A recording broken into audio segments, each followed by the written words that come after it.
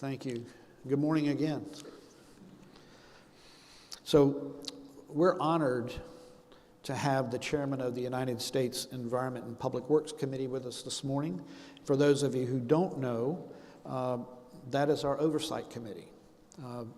And they do a lot for us, and they're trying to help encourage us as well.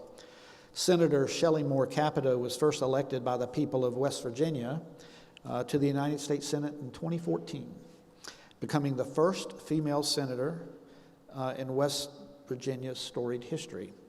And in 2020, she was reelected, winning more than 70% of the vote in all 55 counties of the state. Talk about a mandate. Yeah. After serving West Virginia's 2nd Congressional District in the U.S. House for 14 years, and as a member of the West Virginia House of Delegates 4 years prior to that, Senator Capito decided to run for the U.S. Senate to be an even stronger voice for the Mountain State. She believes that the challenges today demand bipartisan solutions and cooperation across the aisle to advance legislation that benefits West Virginia and the country as a whole. For the 119th Congress, Senator Capito serves on the Appropriations Committee, the Commerce, Science, and Transportation Committee, the Environment and Public Works Committee, where she serves as chairman, and the Rules and Administration Committee. Senator Capito also serves as the chairman of the Senate Republican Policy Council, or committee, the 4th highest position in the Senate Republican leadership. You know, being the father of 2 daughters myself, I found it notable that she launched the West Virginia Girls Rise Up program to inspire the next generation of female leaders.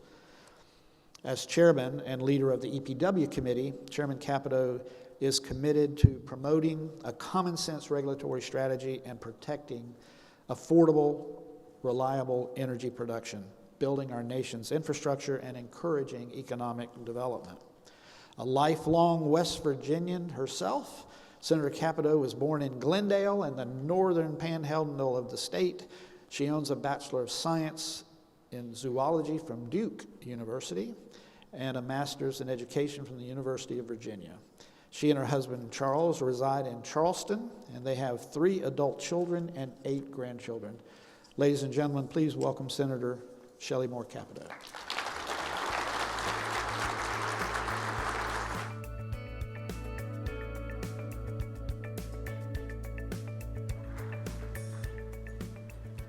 Well, thank you, Chairman Wright, for the very nice introduction, and the big crowd here today.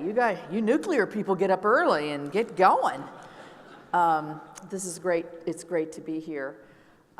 As I was listening to the chairman talk about the NRC, I realized that the NRC and the U.S. Senate have a couple pretty big similarities. Tough places to change. Nobody likes change. And you said the NRC has a lot of older people. Well, I'll just leave it at that. So I'm very pleased to be here. I always have a chuckle, especially in a room that I know has a lot of scientists here, when my bio is read and it says that I majored in zoology at Duke University, because a lot of people say, how did you get from zoology to being in the U.S. Senate? And I said, well, I serve in the biggest zoo in America, the United States Senate. It always gets a big laugh at the Rotary Club circuit, so thanks for giving me a little chuckle there. So I'm very happy to be here with you today to celebrate the 50th anniversary or birthday of the NRC and to discuss the future of our nation's nuclear industry. As mentioned, I'm from West Virginia, an energy state, and I'm really pleased to be chairing the EPW committee for this session of Congress. Let me just give you a little background on our state of West Virginia. We have largely been producing energy for the last 100 years through our coal and natural gas resources.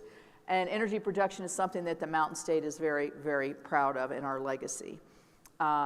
Coal was discovered in our state in 1792, which, you know, I did not realize this. And before we even became a state, remember we became a state in 1863, because Virginia decided that they were not good enough for us, so we transferred ourselves over to West Virginia during the Civil War. And we also have natural gas, and oil was first discovered in Burning Springs, West Virginia in 1859. So we've got a great history there. We've kind of paved the way of powering the nation through a couple world wars and the Industrial Revolution. And we want to be a part of the next revolution of energy production, and we want to provide that, a reliable and affordable energy that people need every single day. So as we look to the future, we look towards, at least from our state, we look towards a changing energy landscape, and we accept that and know that it's coming. So in 2022, West Virginia legislature, believe it or not, we had in our legislature that you could only produce energy in our state, power in our state through the use of coal. Every other source was prohibited, except renewables were okay. And in 2022, nuclear became a part of our, hi Chris, of our, hi Annie, there they all are, right there. I can't even question them, they're right there. So anyway, West Virginia became a part of the nuclear energy expansion possibilities. We also started the process to become an NRC agreement state so that we could help have the regulatory authority over what goes on in our state. So I'm excited about that, and it's a lot of chatter both in the state legislature with the governor and others, but also a lot of investors coming in to look at where I think in West Virginia I think has a great possible expansion opportunity is we have a lot of power generation that is aging and will be either cycling off or is already cycled off, but we still have grid and other things at those sites, plus brownfield development possibilities, and so we're excited about that in West Virginia. So as you know, and you all know this more, we need more power every day, 24/7, affordable, reliable, 365 days here in the United States. That's the demand. And some of the biggest and most well-known companies are putting hundreds of millions of dollars behind these efforts and setting ambitious deployment schedules. That's where you guys come in. Beyond that, keeping the lights on, nuclear plays a great part of our everyday lives. You know, you really don't even think about it. A lot of people don't think about it, but nuclear isotopes are used to save millions of lives every single day. We use it obviously in our national defense technologies. It's also used in oil and gas production. So it's not just power generation, it's a whole menu of uses and expansion opportunities, I think, that we have all across the nation. But in order for it to be successful, and I heard Chairman Wright talk about this, we got this, I got it, you're good at repeating things, that's very good.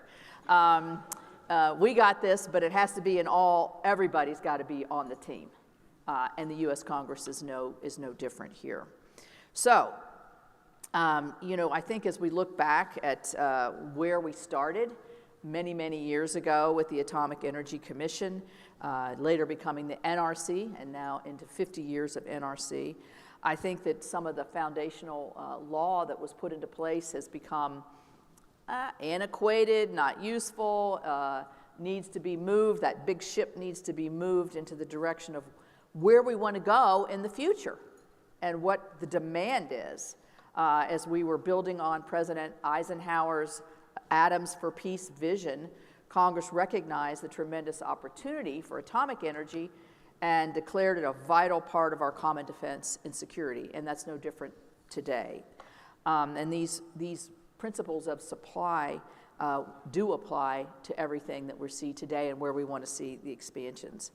So, you know, the civil nuclear industry, born in 1957 with the operation of the first nuclear plant in Shippingport, Pennsylvania, was only 10 miles north of our West Virginia border. So there again, the history of energy production is all in the region where I am from. And what does that provide? In some ways, that provides a ready and willing and understanding workforce that has worked for many, many years in the energy production industry.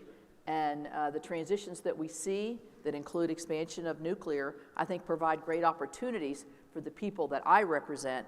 And so I'm very excited about that. So as we looked at the AEC, it faced a dual and conflicting task of promoting and regulating nuclear technology. The dual mission did not instill the sufficient level of public confidence that the emerging technology would be built and operated safely. Obviously, that's number one, safety. So in 1957, they began the mandatory hearing and establishing advisory committee on reactor safeguards. Seems so long ago in so many ways, but you know, it was sort of the dawn of the new era. And it also created a federal backstop for liability from a nuclear incident known as Price-Anderson, which we did at the very end of, what year was that, last year or the end? Got that into the year-end bill because it was set to lapse, so thank goodness we were able to extend that.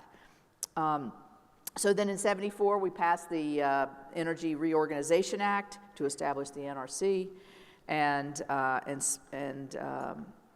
move forward that way. So, you know, I think as we look at where we want to go, I think Chairman Wright mentioned that Congress is pushing the NRC, and I think every time they come before the United States Senate, the questions are always asked about workforce, and you know, we tend to look at data. How many reactors have you looked at? How many extensions have you done?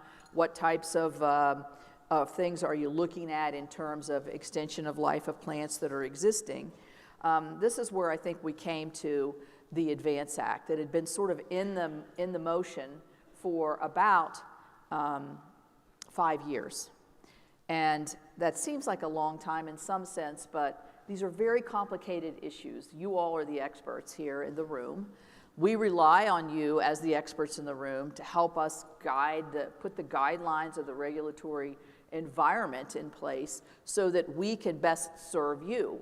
We have a tendency to legislate to maybe last year's technologies or last year's parameters because we move so slowly. We look at where we are. We've got to look at this as a legislative body to be able to put the parameters in place so that you all can carry forward for the next 50 years. So I'm going to have to put my glasses on. You can probably see me straining to see there. Yeah. So here we go. The agency has responded time and time again to put forward things like the Reactor Oversight Program, extended the licensings for reactors that had reached the end of their initial 40 years, and also successfully completed its safety review of the Department of Energy's Yucca Mountain application. And now you have extended the license to operate for 80 years. Just recently, the first new reactors in a generation came online at the Vogtle site in Georgia. So a lot of exciting things. But things are changing. I think the commission does have challenges, and some of those are things that we see in oversight, and some of those are things that are self-disclosed. It's nice when you're self-disclosing where your weaknesses are. Licensing actions are taking longer and more costly, and while the technology and the experience has increased. So you would think as technology gets more sophisticated, as experience of the workforce gets better, it should be the opposite. It should be less expensive and more timely. The agency is dedicating fewer of its staff and resources to actual licensing work, and the regulations and processes that were established for yesterday's technologies have become stagnant, and updating those just takes too long.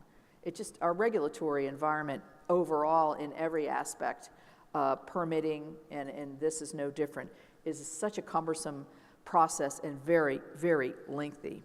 So now we're looking at energy reliability as a huge concern around the nation. Obviously, wind and solar can't carry it. There's coal is declining as a resource.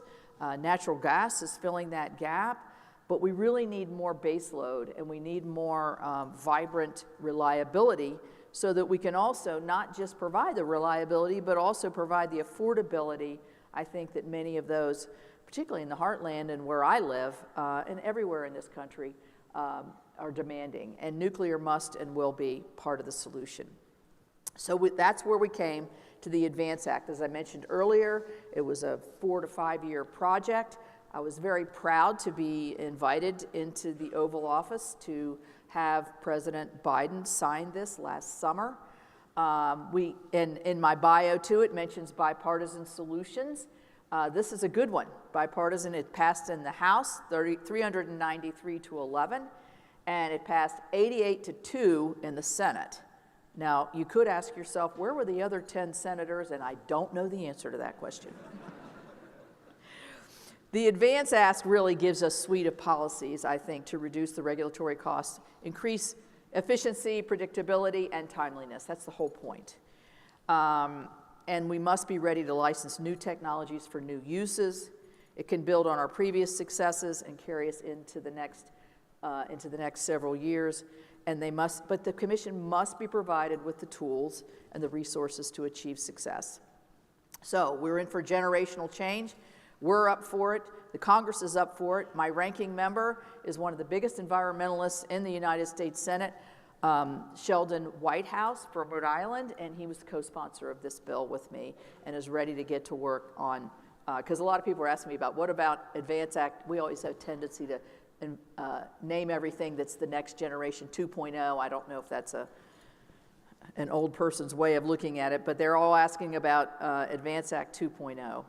So I would encourage everybody in this room to really build on the momentum that we have, understanding that we can ambitiously implement the ADVANCE Act and really get moving. When you look at AI and data centers, when you look at what some of these large companies are doing and the investments that they're planning to make and pledging to make in this area, we have to have the regulatory environment to be able to move forward and the licensing availabilities so that this can actually happen. So I encourage all of you today to help us work. The updated mission statement, I know, was a bit of a heavy lift. You know, I'm going to be honest with you. It sounded kind of easy to me, but apparently it wasn't as easy as I thought. And so I think it's great that you were able to settle on it with a forward-looking vision that I think encapsulates where we all really want to go. So this is really a matter of national importance, too. This is how we see it in the United States Senate. We know that there's a lot of competition for superiority in energy production and energy reliance and energy reliability and the technology that goes with this. This country, I think the United States needs to be the leader here. And we want to encourage that as well. We talked a little bit about some of the hiring practices and some of the availability of certain skill sets that the NRC needs and has to have. We've been very, very, as a Congress, very, very supportive of this and are excited to see where that senior staff leadership will be able to take this. So, as the commissioners set the vision and create the policy and support ambitious staff proposals, the NRC still answers to Congress. As Chairman Wright said, we are the oversight committee. And we're going to continue our committee to help modernize outdated laws and showcase what the committee does that works, but also get rid of what doesn't work. This is a challenge all through government. We can look at new programs and be great advocates for that. What we really have difficult with is scraping out the old, antiquated policies that still either provide roadblocks, but at the same time don't even make sense in the next generation as we look at either nuclear or any other kind of thing. So I think we should all be taking a lot of pride in this moment. I am. I think there's a lot of conversation about nuclear. I'm really proud to be a part of the conversation. So as we're marking, when we're all in this room and the NRC is marking its 100th anniversary, that's a little tongue-in-cheek there, we will be celebrating that we actually stepped up to meet this moment today. I think that's where the excitement. I'm a proud, eternal optimist about nuclear, about the NRC, about this country, about my state, about my life and my family. I mean, we are so blessed to be where we are and where we are in this point in history. And so I want to join with all of you to capture that optimism, to make sure that where we're leading and if we're making mistakes, that we fall back and correct, We do that all the time in our own lives. We should be doing that in our regulatory lives, and we should be doing that in our government lives. And I join as your partner, as chair of the EPW committee, to see that we have a successful, bright future that capitalizes on what I think is a very, very pivotal moment here in our country and really in the world for nuclear in all of the facets of where nuclear has a great niche in to make our lives better, to bring our quality of life to where we want in a global sense, but also to keep America strong. So thank you all very much.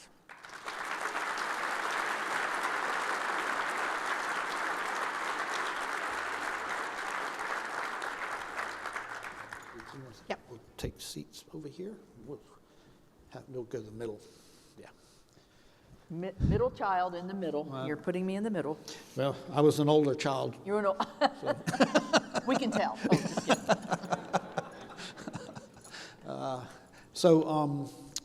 Thank you for coming and being a part of this today. Quite a gathering. Yeah, it's impressive. We do. And they like good jokes, so well, they laugh. So, not that I'm in a race with you, okay, but I'm the proud pawpaw of 9 grandchildren. Well, I'm going to have another one. Well, I just had one. I'm not having it. Yeah, so learning that you have 7 kind of struck a chord with me, right? I mean, you're a wife, you're a mother, you're a grandmother, and you got a pretty important job on the side, I think.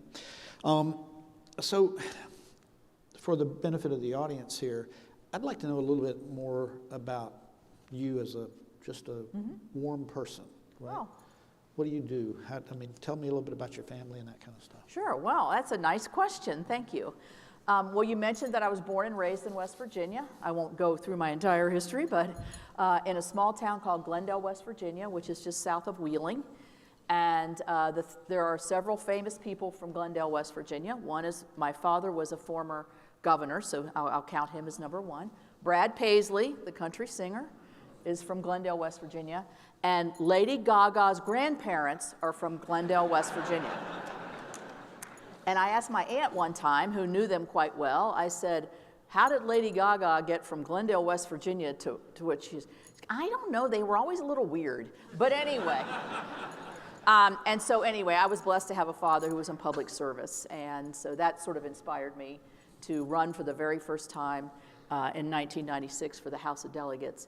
I won by the smallest margin that you can almost imagine. And I remember saying to my dad, gee, Dad, I don't really do that good. I mean, I didn't win by much. And here's my life lesson from that. It doesn't matter, honey, you're there. Okay, so I'm here. And same thing when I ran for Congress in 2000. I won by a very small margin, but I didn't have to ask him again because I knew I was there. And so I have a very full life. I have, my husband and I have lived in Charleston, West Virginia. We've been married 49 years. Wow. Yeah, we met on a blind date. People always want to know where you met. We met on a blind date. He looked like he was 12 when we met, but in any event, I did wonder about that. He is younger than me, but so we've got one of those marriages. And so we have 3 children, and we have 8 grandchildren, and we have one. We're going to have one more here through the summer. I love sports. I play all kinds of sports. I play golf and tennis. I played tennis in college. I'll play card games.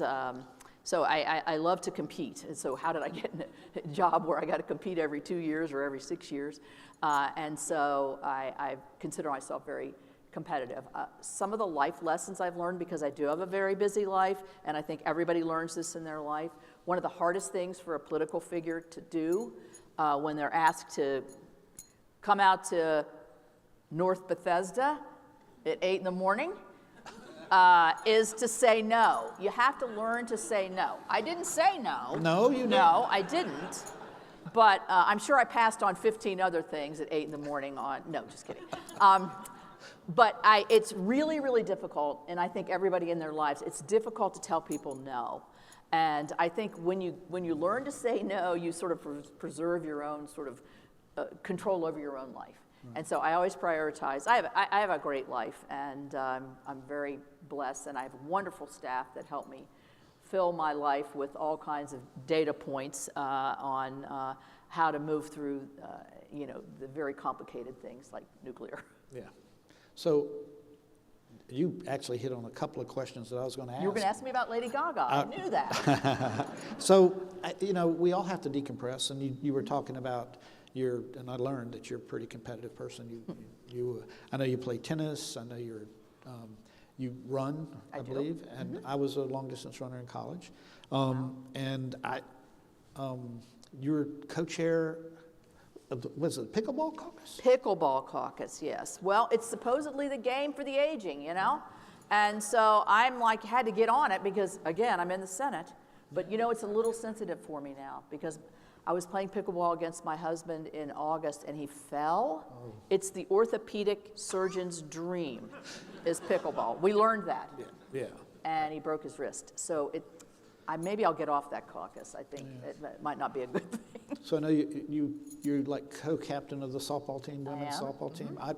I play softball here with some of my family here at the NRC, and I've umpired baseball for 50 years myself. Oh. I'll come call one of y'all's games. I know that you're a Duke basketball fanatic. I understand. Mm-hmm. I'm a Clemson alum. Great. So I'm looking. Well, who just got? Oh, wait a minute. Who just got ranked #1 this week? And who would that be? The Duke Blue Devils? And who just broke the top 10? Oh, I know. That would be us. ACC tournament's going to be good. And I hope we get to play y'all in the finals, and I hope we get to play you further in the Final Four. That would be awesome if we made it that far. And so I wanted to ask you about that. How do you find time to decompress, right? How do you find the time, because of how busy you are and all that you do? And the follow-up question is, how would I get tickets to a Duke basketball? I can't ask Rand Paul. He graduated from med school at Duke. He's the only other Dookie presently in the Senate. Yeah. I find time like everybody else does. I just prioritize what I want to do. And sometimes I don't get to do what I want to do. I'll do other things. But I try to, when I'm here in Washington, which is pretty much all week, I'm running like 60, or I guess 160 today. Start early, and I won't finish until after dinner. So that's pretty much the way the days go here. This is a very busy time on Capitol Hill, and we don't have anything going on except we do need to fund the government by Friday. Yes, you do. What a way to run a railroad. We will do that. I have full confidence, but we've got to, you talked about improvements that you want to make. You could make a long list for us, I think. And one of those is to have a more functional appropriations. Yeah, the fact that you chose public service is noble. Everybody doesn't get in it for the same reason. But once you get in it, and you learn to love it. It's one of these things that you love to help and try to make a difference. What actually got you into public service? Was there something particular that did it? Was there an issue? Was there, because at local levels where it's at, right? Well, yeah, I was raised in political. I was raised going to the dinners and riding in the parades and watching the vote count, and so exciting. And we always had topics. My dad was in Congress for 12 years, so we were here. We saw, back in the 60s, when he was in Congress, the Gemini astronauts, this was such a remarkable achievement that they would come and address Congress. Mm-hmm. And now you don't, this generation doesn't even know when somebody's going up in space, it's private or whatever. It's become such a run-of-the-mill thing. But back then, so my parents always really involved us in all this. We would go to those joint sessions and listen to that. So that was the topic of the day. But what really got me, because I waited a little bit after the kids were a little bit older, and I live in the hometown now where our state legislature is, and the big topic for the state legislature was, if you hit a deer with your car, can you eat it? Literally, it was the roadkill bill. And I thought to myself, I've got 3 kids in the public schools here.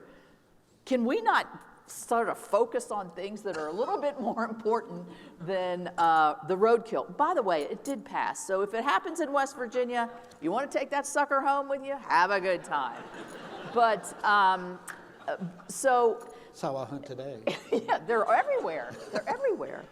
And so anyway, I really thought to myself, it was something I think it was a yearning that was sort of hidden. Yeah. And once I saw what they were doing, and I thought, we got kids, school safety was my big issue in the beginning. That was in the mid-90s.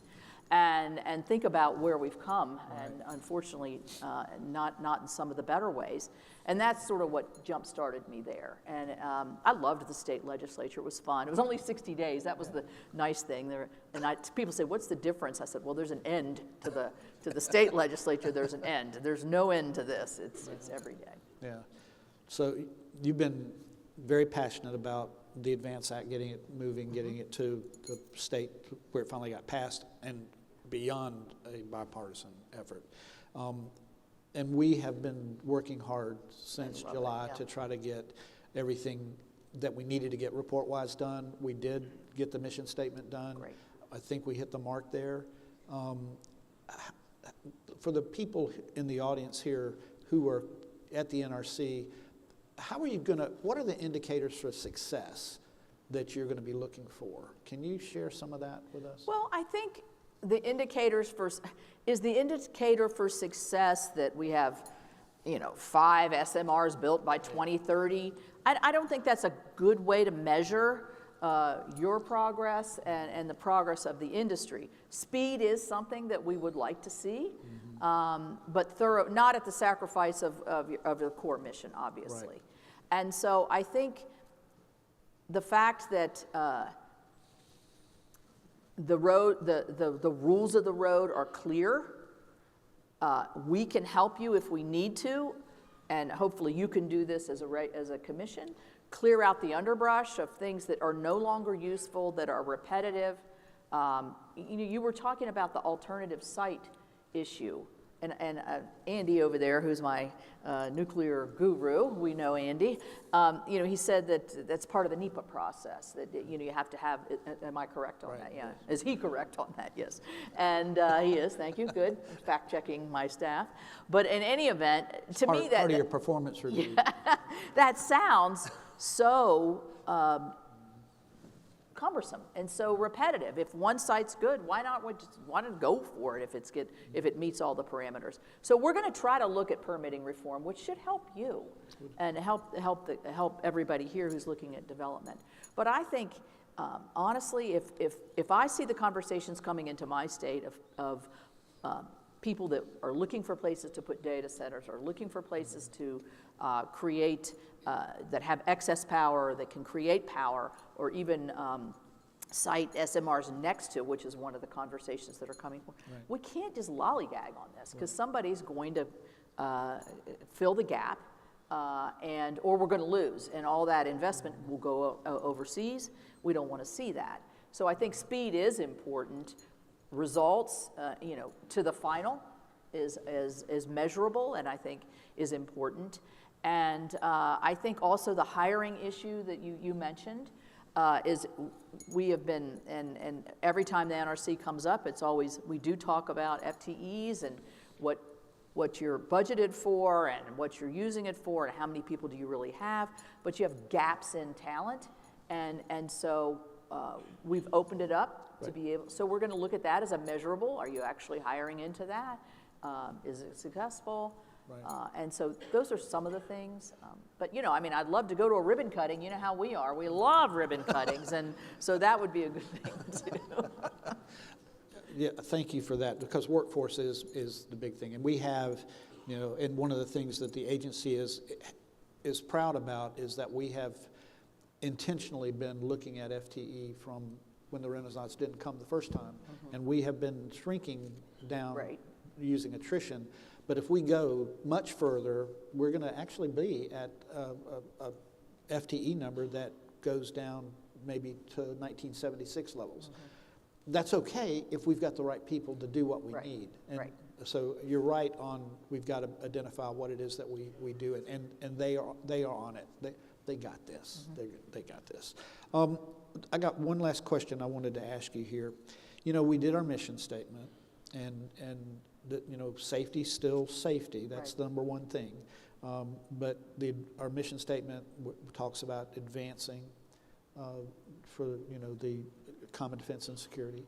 We're to enable the safe and secure use and deployment of nuclear technologies and radioactive materials. And we've got to do it in a way that benefits society and the environment, right? That's the core of what our statement's about. So as an agency, we're kind of focusing on that now. We're trying to drive that home. Good. But we've got a lot of people in here who are vendors, they're utilities, they're international.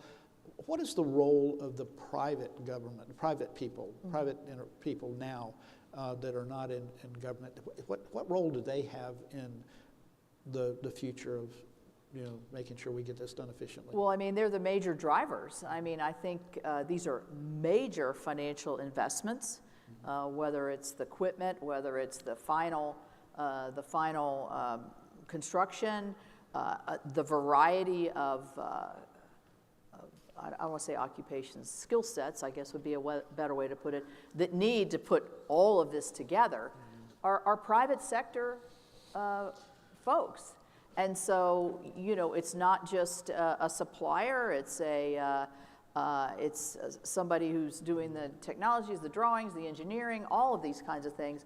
I mean, the private sector has got to be there, but the private sector, in my view, is not going to be there if they don't think they can get through a regulatory environment in a time-sensitive kind of, I'm not saying rush, I'm saying in a time-sensitive period of time, because they begin to lose money and the return on investment leaves, and then that's when private sector is going to leave. But I think everything that we do, not everything.